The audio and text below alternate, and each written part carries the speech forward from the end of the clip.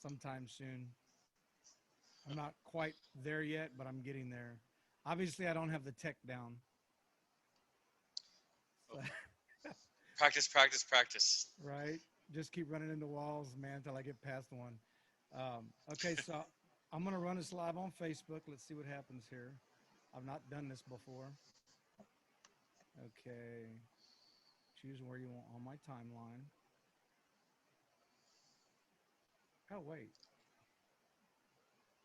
On a page that I manage. No, I'm not going to do that.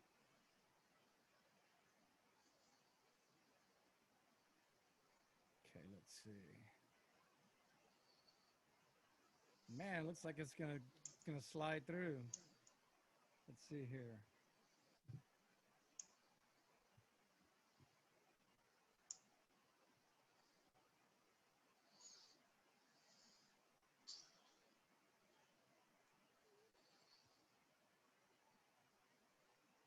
Okay.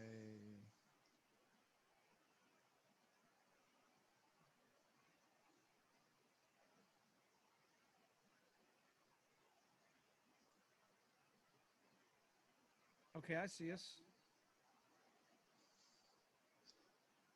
Very interesting. It is Friday, right? Ah, sure. If you say so. That's about how I feel, man. So everything blurs together anymore. It does. Okay, let's see right here.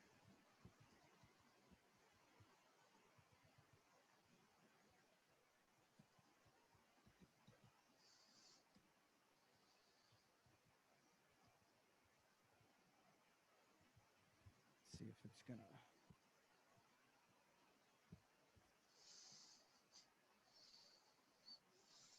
It's let's see, where do we go? How did I go so wrong here? I'm hearing a really. I think it's got to be mine. Maybe my microphone volume is too loud. Let me see. Let me check that real quick before we. What are you hearing? It sounds like my microphone level is really high. It is. Okay. Can you hear me fine? Yeah, yeah. Okay. I think I can adjust my volume on my end. Okay. Say something? Can you hear me? Yeah. And I'll say Good. something again. Good to go. Okay. I just wanted to make sure I spun the right direction on the little volume control here. Okay. Let me see. I stole my son's Xbox headphones to be able to plug into my laptop. Hey, whatever works.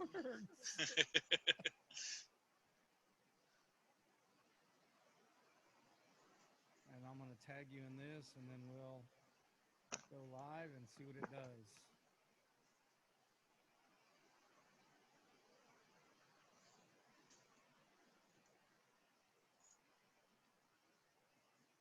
Redirecting to the page. Oh yeah, look at that, man. It even says it on my end. I'm astonished with technology. Yeah. It I do everything I do for my company is all digital technological stuff, and I am so stone age and archaic. It's ridiculous. That's me, man. I'm tracking with you. Okay, I'm gonna just grab it on my phone so I can, so I can see it there. Okay, let's see here. There we are. That way I can see comments also. Okay. Oh wait, I need to turn the volume off on that. Otherwise, it's gonna mess this up. There we go. Hearing you echo. Okay. All right. So I'm Jr. Alanis, and I'm the owner of Third Day Coffee, and this is sort of a precursor to a podcast that we want to launch in the next month or so called God Coffee Country. And one of our brothers reached out this week. His business was a little slow, and he reached out, and in true fashion, brothers and sisters, a lot of people stepped up, and so things are happening as they always do when we reach out, right? And so, um, A little bit about myself. I started the coffee business a couple of years ago, and in the group where I met JD, who I'll introduce here in just a second, um, I joined a group of veteran entrepreneurs that really changed the face of my company. I found a gentleman, Justin Charpentier, who was doing a marketing class, and I was able to use those skills that I learned, and I started marketing my company in a different way. And it just seemed like it just started to explode. And so, how you doing, Richard? I just, we're, I'm doing my first one, so we'll see how this goes. Um, so today I've got a guest with me, and again, he's a fellow veteran, and I'm going to let him introduce himself because I know a little bit about JD, but I don't know a lot of him. So I'm going to let him tell you all the particulars of his bio. So without further ado, JD and Tierney, right? Is that proper? Yeah, Tierney is correct. Okay. So tell us about yourself, JD. So, I'm JD Tierney. I am the owner of Southpaw Laser Concepts based out of Corpus Christi, Texas. I am an Air Force veteran. No real cool war stories that came out of that. I did just over 4 years. I was a security police, security forces. Um, just like anybody else in the military, got some really good after-hour stories, but we'll leave those for another podcast. Um, Now, just business owner, family man, husband, father. We have pretty much a farm in our house. You know, the status quo of dogs and cats. That's about it. And Figuring everything out as we go along. so the Air Force, you were a cop, basically. Yeah, stateside I was a cop, and then the few times I went overseas, did either LPOPs, you know, sitting in a foxhole on the wire, doing vehicle and personnel searches and control points, patrols, and I was a turret gunner for convoy security in a lot of places.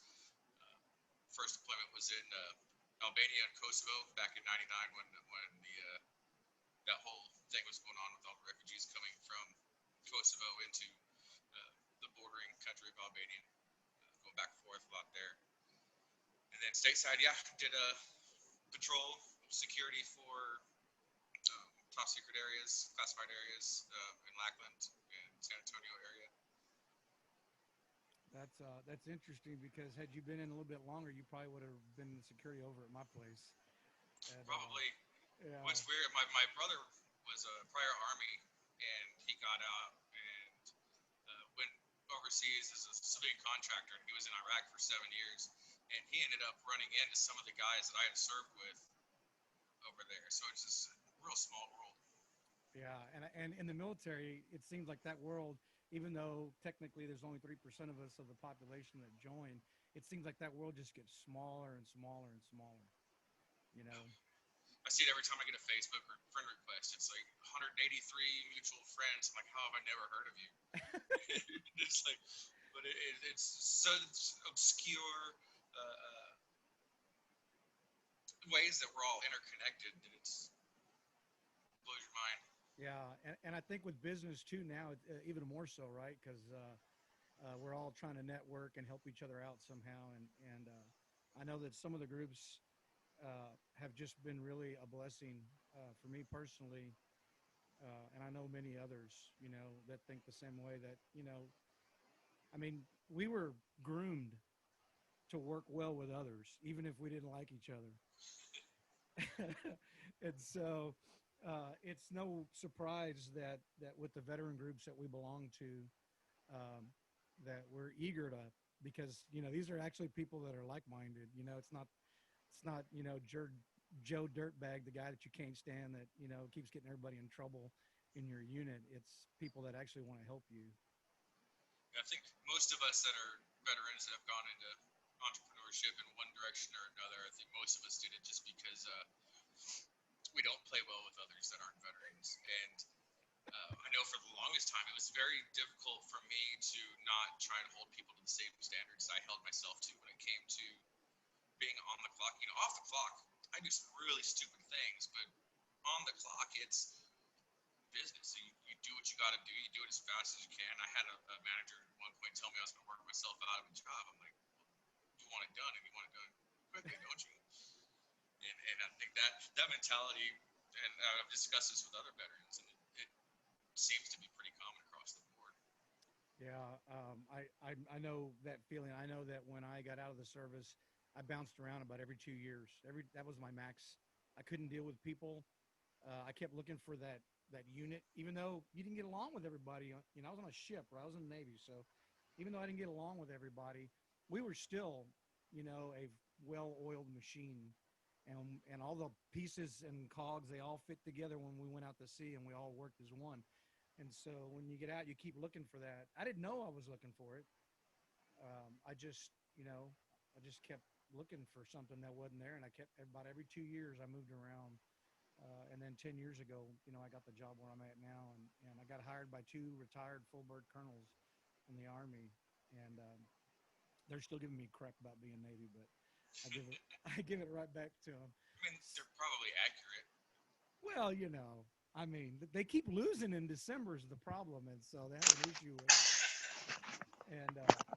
And so anyway, so let's talk about it's funny because I was on Richard Kaufman's the comeback coach. I know we've all sponsored his show at one time or another. He just made the top 10 list of podcasts, so he's like, he's doing really well. I was blown away with that list of how many people that I know and I've interacted with so many times, and I don't think anything about it. I'm like, they're just normal people to me because I've talked to them, chatted with them, interviewed with them, whatever, done business with them to one degree or another, and it's like I counted out of that 25 list, I think like 18 of them I've had regular contact with. Yeah, it's insane. And congrats right? to every one of them. I mean, that is amazing to see that level of commitment and just making it happen. Yeah. By so many of them. One of the things Justin taught us early on, man, is that the more that you get online, the more that you have an online presence, the more people are going to notice. And so you just got to keep doing that stuff. And a podcast was something that I really hadn't thought about doing until recently, and it's ironic because my business is starting to blow up so much that, sometimes I'm running around chasing my tail. And sometimes I'm up till 2, 3 o'clock in the morning roasting out in the trailer, and then it's a never ending process. And I think I prayed what I prayed for. And so they always tell you be careful what you pray for because God might just give it to you. But one of the things that Richard said or asked that stuck out in my head, um, and now everybody's trying to call me while I'm talking to you. I apologize. Uh, and now I lost my train of thought. I was talking to Richard when I did his thing, and he asked me, so how'd you get in the coffee business? And I told him my story, and he said, oh my goodness. Can you hear that? Yes. Is it all the same person? Yes. Okay. How do I make sure that's not an emergency? It's not. It's not. We're taking the tractor over to his house tomorrow. Not a big deal. Richard said, it's funny that everybody gets out of the military. They either want to make hats, sell T-shirts, or sell coffee. And I started thinking about that for a minute. And if you look at some of the groups that we belong to, there's a lot of people that are doing, T-shirts, coffee, and hats. And your hats are definitely unique. I'm wearing one that I asked you for. And so let's talk about that for a minute. How did you make the transition from being a military police officer to doing hats? Okay, I'll give you the Cliff's Notes of it because I got out in 2003. Just like you had said, I bounced from job to job to job to just about every aspect there was of construction, from pouring foundation all the way to roofing and everything in between. Didn't like that. Got into I bartended off and on for a while. Didn't have kids, no responsibilities, so. Oh.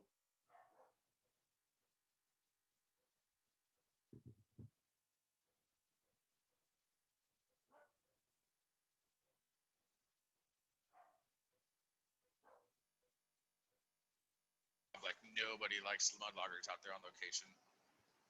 And worked my way up, saved up, went to engineering school, actually two engineering schools. Became a drilling fluids engineer for a while, and then 2015 rolls around when the oil fields dumped. I saw the writing on the wall with the company I was at, and jumped ship, went to another oil field company with a different position, and just continued moving up the chain.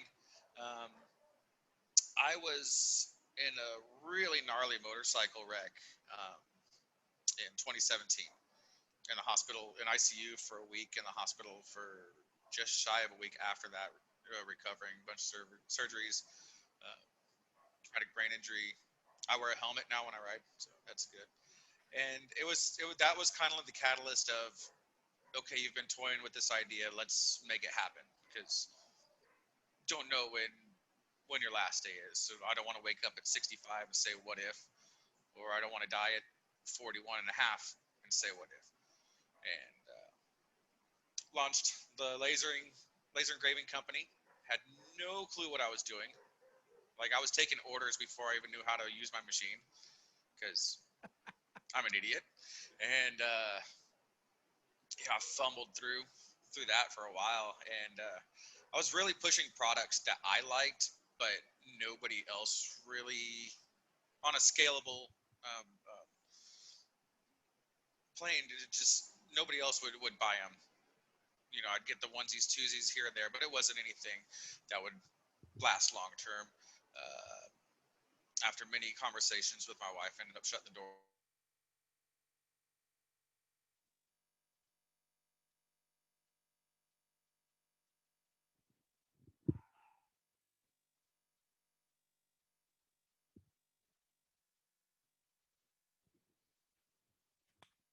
This, well, I could make the drill bit go like this and drill it 90 degrees out at 2 miles underneath the surface of the earth. And on my days off, I'm addicted to hats. So my days off, I was buying 4, 5 hats a month. And, I'd mow the lawn in one, it'd be dirty. I couldn't use it again, so I'd have to go buy a new one. And I was like, I still have my laser engraving machine. I want to make my own. I saw another company, and uh, all transparency, I am not the inventor of laser engraved leather hats.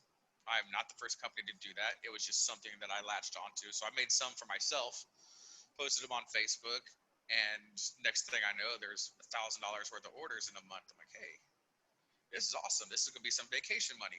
Still had no plans on uh, it being a full-time gig, and was making really good money in the oil fields. Uh, I'd always been looking for the exit strategy though, because I was missing all the time with the family. I was out for sometimes 4 or 5, 6 weeks at a time. And December of last year, I got laid off, and I was like, let's do it. Let's go full bore. And yeah, that leads us to now. And now it's a full time gig, making hats, beanies. I'm calling them snafu patches, but with the hook and loop back to where you can, like this guy here, being able to. The term morale patch has been trademarked by a company, so cannot use that term anymore. So I'm calling them snafu patches because it's a military term that we all know and adore. Exactly.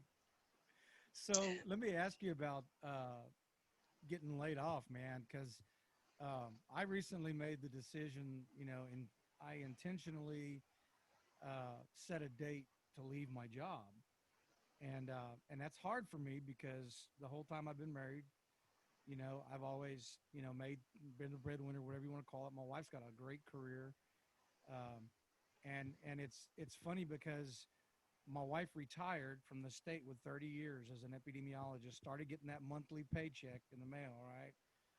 And then when COVID hit, she got laid off from the job that she was working, her second career at the eye doctors, and got hired back on by Comal County to do the same thing and making more money than she was making with the state. And so all of a sudden, the roles just completely switched and flopped over. And now, she was making more money than I was, which is, I mean, it was just incredible blessing. Uh, but I still feel, and I guess part of the apprehension of me leaving my job was, man, I'm going to leave that steady paycheck, and you and I both know that steady paychecks when you're self-employed are, you got to But chase them. what's a paycheck? Yeah. Yeah. I haven't got paid yet. I haven't seen a I'm just, paycheck in a year. I'm just selling coffee. I'm not getting paid. You're right. But how does that, man, getting laid off? I mean, how did you say, okay, I've got all this stuff. I'm going to do this full time? Because, I mean, Um, because luckily, we had some saved up at the time, and I was honestly expecting to go back at some point, and this was just going to keep us.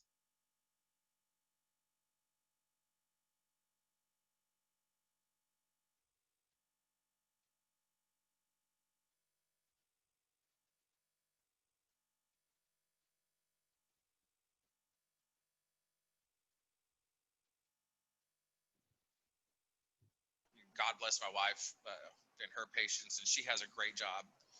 She's a respiratory therapist at a hospital. She specializes in neonatal, and so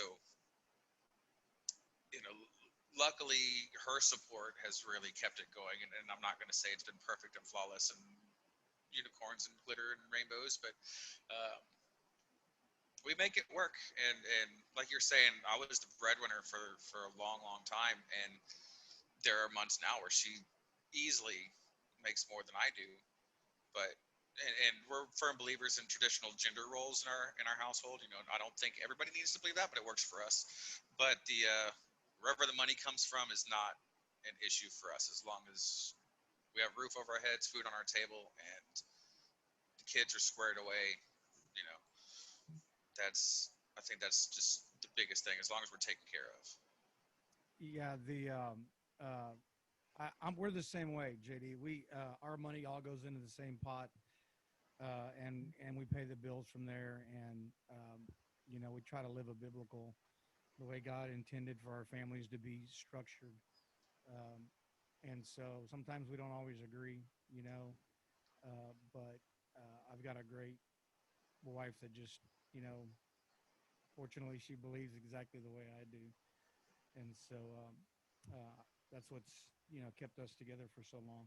So let's talk more about your business now. Let's talk about your hats. I'm wearing one, and for those of you who have not seen the Pray hat, is it backwards or do you see it the way it's supposed to? It's regular. It's not Okay. inverted. So I contacted, the reason I came across JD the way we met was, again, I was looking for promotional stuff, I've got one of our other brothers working on my actual company logo, because we're changing it. The initial phone call that JD and I had was he was going to do some company hats for me, and so, but he needed a logo that was different from the one that I had made. And so I reached out, and that, believe it or not, but they're still messing with it. It's still getting changed and messed with because I'm not, I'm changing it. And so I said, listen, meanwhile, I'm going to order a Navy hat, and why don't you get me a hat that says pray? And I didn't know what it was going to look like. I didn't give you any graphics, but it couldn't have come out more perfect. And I don't like, I've got a bunch of hats, and I don't like the hats that are, this is a very well-made hat. And I love the fact that, I can adjust it the way I want it, because my head is unusual, right? Uh, everybody doesn't fit into those. I know some of those fitted hats are, they have a cool look to them too, but, I like to have my hat pinned on my head when I'm going outside and, the horses are hitting me or whatever, I don't want it to just fall off. And so I really enjoy the hat. And the other hat that I had you made was obviously, right, the finest seafaring Navy in the world. Everybody else can hop on. I know the Marines always talking about us giving them a ride and whatnot, and it's because they can't drive without crayons. And so,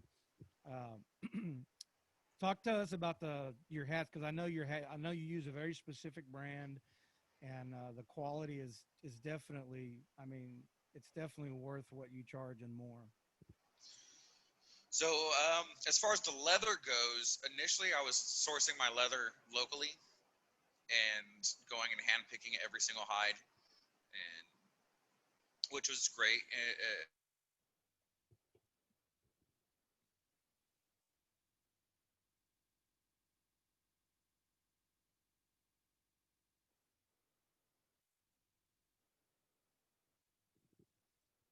Now I'm using um, it's grade A, flawless leather. There's no scarring from tick bites or horns scratching each other, barbed wire fences, anything like that. The quality of the leather is way better than I could find locally. Generally, I try to go local if I can, but I can't get away from this product because it's just that great. Um, the hats that I use, they're all Richardson's, Yupongs, Flex Fits. Those are the three general brands I use. The one I'm wearing right now is a dry duck, just because I'm torture testing it. You know, I don't want to put anything on the market until I actually try it and see how it works. And now this is fighting me. So I'm actually wearing this on a ruck march I'm doing this weekend. I'll be walking 40 miles this weekend and seeing how it handles the sweat and the sun and the torture of that.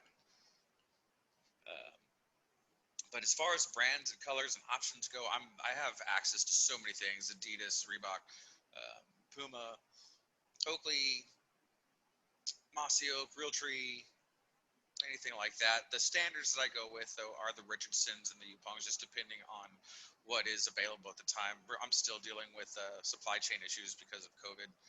Um, Yeah, and I understand that completely. So, walk us through how the process works. Somebody wants a hat. I know that we talked a little bit about different things before we actually talked about hats, and so I've got your website pulled up. I can flash that in a second.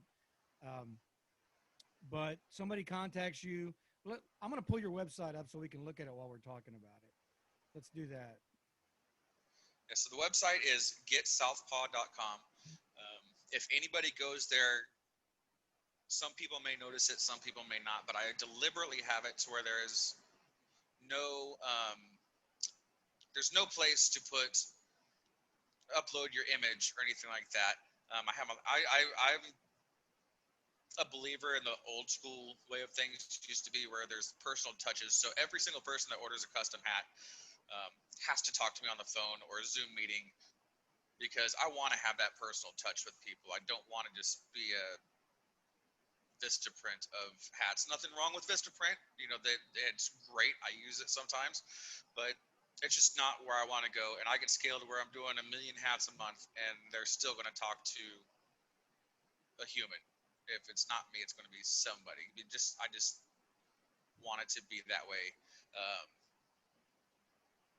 so basically, once somebody reaches out to me, if they email me through the site, call me, anything like that, I try and get it, contact them within a day, two at the most. Um, we'll set up the consultation. Consultation's free. I never charge for that. Um, once we have your image, if you come to me with a pre-made image that's ready to go, I generally don't charge for an art setup fee. I think it's highway robbery if you already paid to have your logo made and then you're paying for me to use your logo that's already made. It makes no sense to me. Um, art fees are generally pretty inexpensive unless it's something that I have to outsource that I can't, that's just beyond my capabilities. Um, and I'll try and give you options to what's going to be the most beneficial for you, both financially and ease of use. Once we get the artwork going, I make sure that you approve it before I slap it on the hat, and then that's that. I get asked a lot of times what my minimum order is. My minimum order is one. I never let anybody order less than one hat. This doesn't make sense. Yeah. I think that that's really important today, JD. The approach that you're taking, it's the approach I take. You know, you've got bags of coffee from me, and so I take the same approach. And I believe that you have to personalize because you know there's 1,000 hat makers out there. There's 1,000 coffee roasters out there, And so, we have to edge up. And of course, being military, I really think gives us an edge just in the way that we think. And so, we want something that's better than the other products that are out there. And you're definitely, I know that you do that. Like I said, I've talked to you myself, and I'm a customer. Um, and so I really did appreciate you know, you can't really order it. I mean, you can order a basic hat, but you can't really order anything that you want that's different without talking to you. And that's important today, I think, because, especially in this, COVID era where everybody's at home shopping from their computer. When somebody takes the time out to talk to you about their product and um, and how best to approach it, I think that goes a long way, to, just where your company stands above others. And I don't knock anybody. I never tear anybody down for working. I mean, Me? God bless everyone who's got a job and who's gainfully employed. But I believe you have an edge. I really do. Sorry, I missed about 30 seconds of that. I don't know if it was my end or your end, but I lost all the audio. And Oh, did you? yeah, Okay. I apologize. I don't No know. problem. I was just saying that I think it's really important, the one-on-one that you do. And I think that's what sets your company above other companies that are making hats. Um, I don't know if you heard the part where I said everybody can make a hat, everybody makes coffee, right? Hmm. But what sets us different is the one-on-one, you know. And like I said, I've sent you coffee. I've sent a lot of people I was coffee. absolutely blown away with the personalization when you sent me the coffee the first time around. It was with the pennies with the crosses and uh, the letter, the cigar, because we talked about cigars Yeah, during our first phone call, uh, which was excellent, by the way.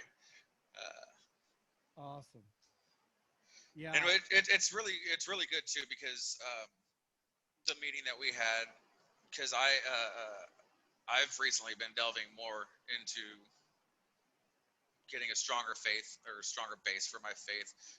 I've never not believed, but I was definitely not a follower for years and years and years. My wife drugged me kicking and screaming into church about 3 years ago, and it really took a while for me to get out of my head and let things start happening the right way. And it's still a struggle, but things are starting to fall in place, and I'm making connections with people like you, and I don't think it's coincidence. Um, the pray hat, uh, yeah, that is by far one of my favorite designs I've ever done because it's just so simple yet so bold, powerful, and man. yeah, it was. The words thrown around too often, but it's divine. Yeah, I haven't walked out of the house with this hat on that somebody hasn't asked. And it's all about starting a conversation. In my mind, that's what God's got planned for me. I'm gonna be a farmer. I'm gonna plant seeds. That's all I'm gonna do. That's all God's got. And it's in the foreseeable future. Um, that's what I see that He has for me. And so the other day, I don't know if I'm sure you're familiar with Doc Dave Jocelyn. He's got a podcast called Bullets to Beans, and I listened to some of his podcasts, and I really like his perspective. So I listened to a few more, and then I listened to a few more, and I was like, dude, when's the next one? I need the next, I need my doc fixed. And so I said, how do I get my coffee on your show? He says, well, I buy some coffee from you, and I'm like, no, it doesn't work. You give me your address. Did you lose my audio? You still hear me? It froze up a little bit. Let's see what happens. You still there? You still there? Okay. Okay, I got you now. It came back on. Yeah. Now I'm noticing it. Um, so I said, you give me your address and I'm going to send you some coffee. And then if you like it, then talk about it. And if you don't, then don't. And so I sent him some coffees. Looks like I did you. I did a little, I talked to him a little bit, and we talked about what he did in the military and things that he liked. And so I sent him, and he had got the Bronze Star at some point. So I put a Bronze Star on one of his bags, and I sent it to him, and I sent him some special coffee that I'm not going to talk about because it's not going to be on the website. But Anyway, I sent him some coffee that I had made that was just a one-off single run just for him and another guy. And so, um, he's got that podcast and he started talking about our coffee on his podcast. And so, and he said the same thing. It's really important. And I don't know if it's just us. Maybe it's just the military community, but I've gotten a lot of feedback from people, even because I belong to this other group called Coffee, Coffee, Coffee. I think it's like 30,000 people or so. That's crazy. But they're from all over the world. And so I've made some customers in that group. And I've sent some coffee, and I get the same thing, man. It's that personal touch. But what I was getting at was, I sent all that stuff in my packages, right? And so my job is not to do much else except I want to start a conversation with somebody. And how do you do that with a business? I can't tell you how many times people told me, well, listen, you can't put God in front of your company because it's not going to work. And I'm like, man, I don't think you understand. If I don't put God way out in front of my business is destined to fail. And so Doc believes. I've read some papers that he's written, so I know he's a believer. I know he struggled after the war with, like a lot of guys come back with PTSD and whatnot, and he had some issues, and he's got them on his. You can read the paper on his site and read a little bit about it. But the last episode that he did, he was doing the Strong and Courageous, the Joshua 1-9 coffee, the medium roast, and I didn't put the whole verse in there. All I put was the scripture. And on his podcast live, he read the entire verse that I put on there. And I thought, wow, I didn't ask him to do that. I didn't, all I did was just doing me, right? I'm doing what I do. And to come out of that was on this podcast that he's got, he read the whole scripture. And so, to me, that's part of why I send all that stuff, because you just never know where somebody's at or when somebody's hurting. And you and I both know well the veteran community suffers greatly with a lot of bad stuff.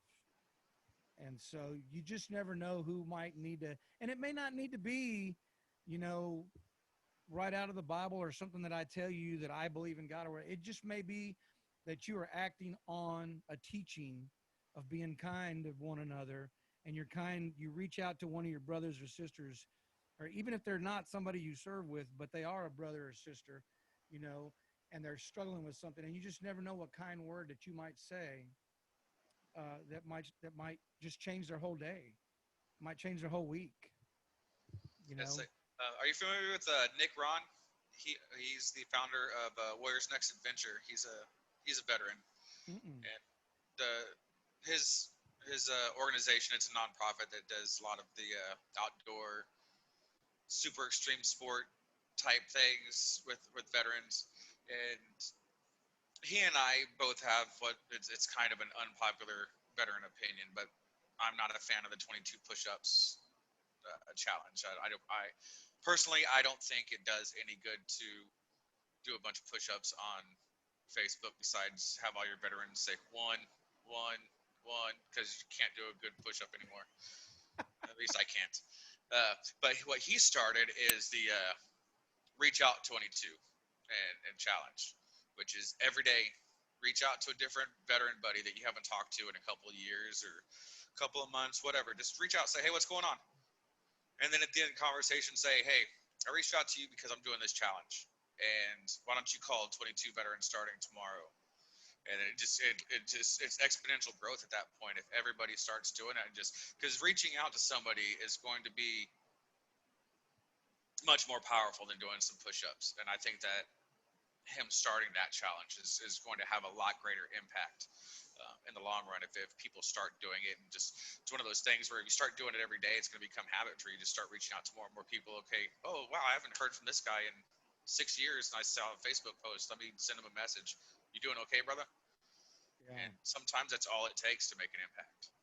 Yeah, I mean, you just never know where somebody's at, and all it takes is a call from somebody that they can relate to, in most cases. That's one of the things that Doc Jocelyn talks about. You know, he doesn't agree with the 22. But I got called out, and I started doing them.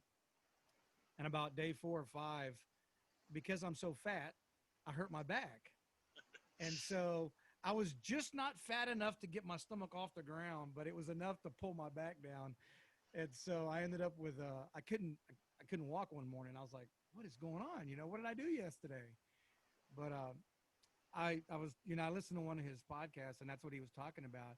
He says, you know, it's fine if you want to do the 22 a day for 22 days or whatever, you know, that's all great and dandy. But what are you doing on day 23? You know, what are you doing the day after that and the day after that? And, you know, you're doing, again, like you said, you're on Facebook and every one of your friends is dogging you because you can't do a solid push-up anymore. And, I got the push. It's the up part that gets me. I mean, how does that, you know, and I didn't serve in combat. I got out of the service when most of y'all were in high school, I think, most of the Gulf War guys. And so maybe even younger, I don't know, but I got out of the service in 95. And so by the time it came around to 01, I was probably somewhere close to 400 pounds. And I wasn't going anywhere, man, except, you know, to the refrigerator. And so, but I had spoke to some of the guys that I served with, and they're like, man, what are you going to do? I said, man, I'll just go to recruiter, get over there, you know?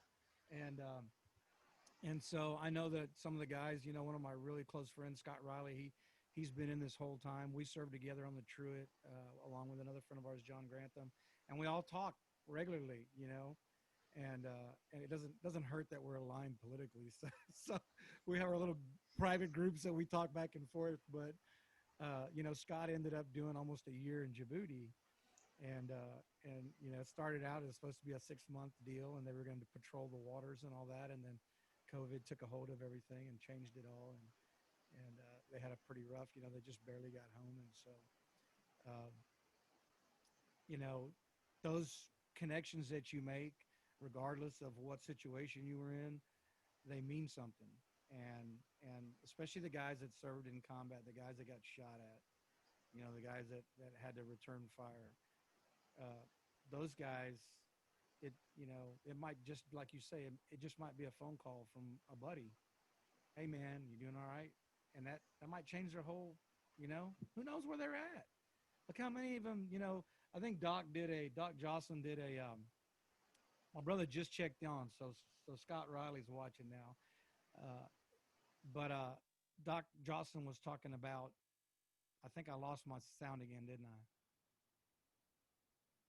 I don't know what it's doing. Everything's new. Let's see. Maybe it's just there we go. There we are. Okay. He was talking about that too. You just never know, man. There's a lot of guys that are hurting, and there's a better way to make that particular thing clear. I noticed also that you're doing something with the community with your business, and you know, if you don't mind, I hope I'm not stepping on your toes, but I know you know you reached out to some of us because you were not hitting those sales, you know, where you wanted to hit the sales marks, where most of us know we need to be, right, or want to be. Let me put that back. Need to be, because we'd love to be, you know, in the 7-figure, you know, 2 comma businesses, but Why stop at 7? right, 8, 9, I mean, whatever. But the you know, the I've lost my. You reached out because you were talking about that, and I just totally lost my train of thought, man. Well, you're saying about something I'm doing with my community. Oh, that's right. I'd recently partnered with CASA for this month. For people that don't know what CASA is, it is court-appointed special advocates. I've linked out on the word.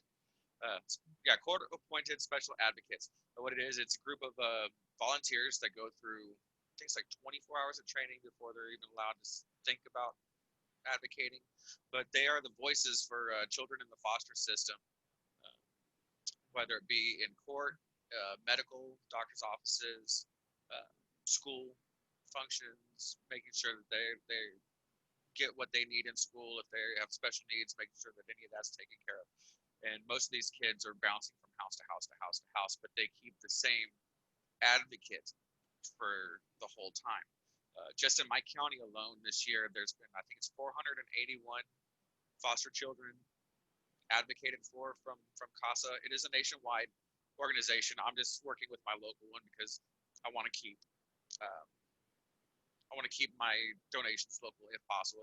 I'm charitable other ways, but this particular one kind of hit home, especially seeing when they gave me the tour. My wife and I went to their facilities last week and gave us the tour. They've been closed down for COVID, but they gave us a behind the scenes, and seeing how much goes into supporting these children, and it was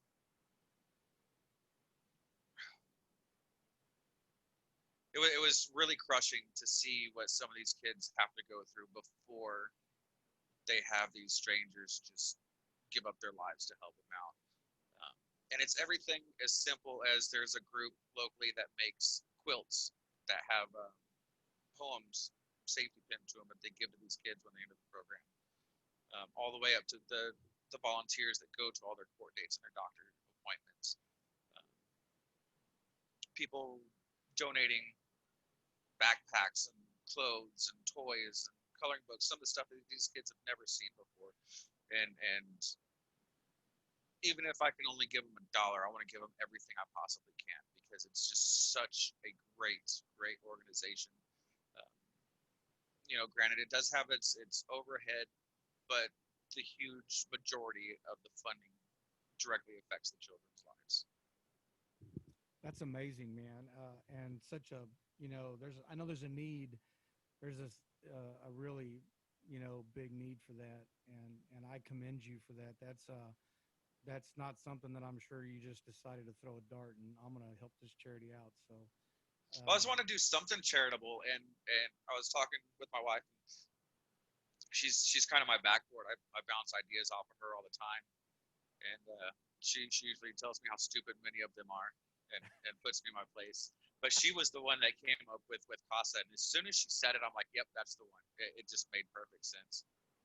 that's awesome. And I know that they're probably going to be better, man, with your influence. So So, we'll wrap this up because I don't know how long we've been going. I didn't make a mark of the time, but I know we started after 5, and so it's 6:09. I just wanted to let you plug your company one more time because I mean that's the whole reason why you and I jumped on a call in the first place, and so uh, just I would like for you to punch your company one more time. Okay, so it's Southpaw Laser Concepts, based out of Corpus Christi, Texas. I specialize in custom laser engraved leather, patched hats, beanies, morale patches, or excuse me, snafu patches, um, like what he's wearing, what I'm wearing. Um, I specialize in business to business and single orders. Go to getsouthpaw.com. That's GETSOUTHPAW, all one word, .com. You can email me directly at jd@getsouthpaw.com. Facebook.com/Southpaw Laser Concepts. I try to keep it as simple as possible because I can't remember too many other names. Yeah, there it is right there on the screen. And and as we were discussing with the CASA, 10% of all my revenue is going to CASA on November 30th. So every single order is going to help that out. Um, yeah, that's a wine tote there on the very left. Holds 2 bottles of wine. Got some koozies there for vetted VA. Vetted VA is a great place to go if you're looking to buy a house and you're a veteran and you want to use the VA. The people that are in that group are not allowed to solicit you. They're only allowed to answer your questions and try to get you steered the right way so you're not the prey of predatory lending. So Vetted VA on Facebook is the place to go. I'm giving them a plug. They don't pay me, but they are amazing. Quick Start Lending is just one of my really good loyal customers. These are some other hats I've done for see, community lending is veteran. Atomic fishing is veteran. Second phase academy is veteran. Um, Again, vetted VA. The pay it for everything in the pay it forward section. Proceeds from those sales all go to one charity or another. The thin blue line goes to a law enforcement charity. The thin red line goes to firefighting charity.